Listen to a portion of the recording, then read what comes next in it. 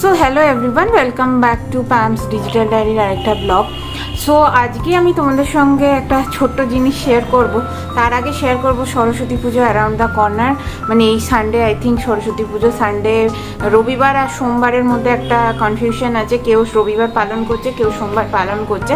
তো সে যাই হোক, তো আজকে হঠাৎ করে মেয়েকে দিতে গেছি, দেখি সব জায়গায় সরস্বতী পুজোর প্যান্ডেল হয়ে গেছে না।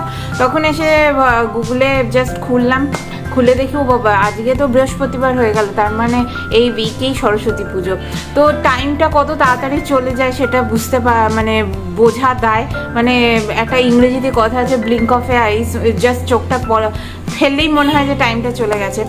তো তোমাদের সঙ্গে একটা ছোট্ট স্টোরি শেয়ার করব আজকে।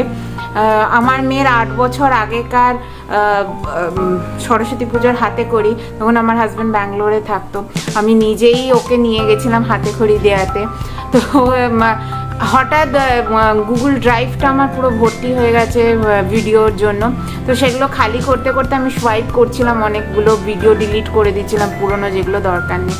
তো সেইগুলো দেখে হঠাৎ করে আমার বললো 8 বছর কেটে গেল, বুঝতেই পারলাম না। তো আজকে আমি সেই ক্লিপটা তোমাদের সঙ্গে শেয়ার করব, আমার মেয়ের 8 বছর আগে হাতে খড়ির একটা ছোট্ট অংশ। চলো দেখে নেওয়া যাক।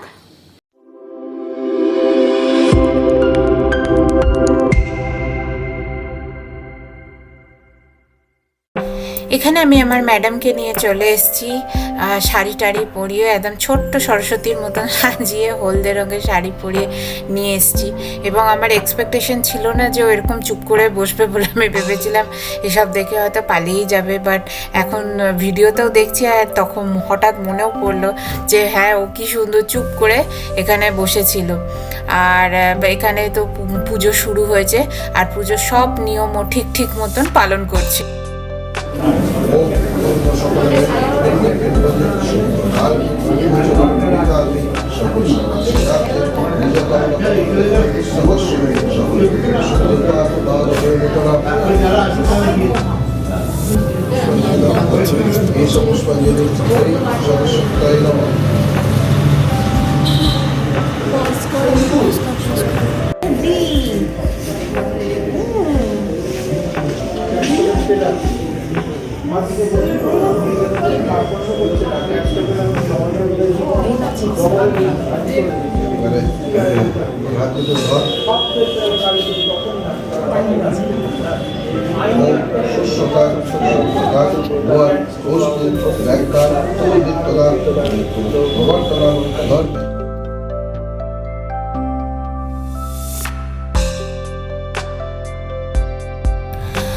আর তখন এত কিছু ছিল না, তো কোনোদিন ভাবিও নি যে ব্লগিংয়ের দুনিয়ায় আসবো, এর কোনো প্ল্যান ছিল না। জাস্ট এই মেমোরিটুকু রাখবার জন্য এবং ওর বাবাকে পাঠানোর জন্য ওর দিদিদের দায়িত্ব দিয়েছিলাম।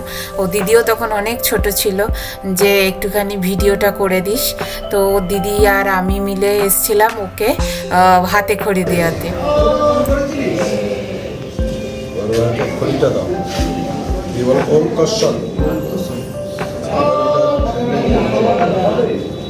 বলো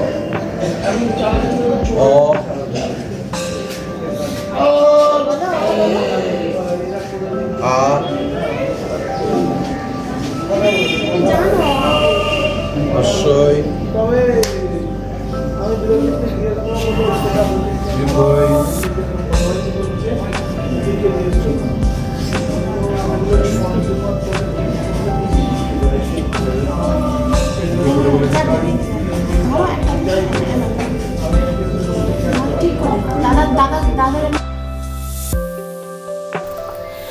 বিং এ মাদার, আমার তো এই দিনটা খুবই প্রেসিয়াস লাগে, যে আমার সন্তান পড়াশোনা করছে, জীবনে অনেক উন্নতি করবে, এই শুভকামনা আমার দিক থেকে তো থাকবেই।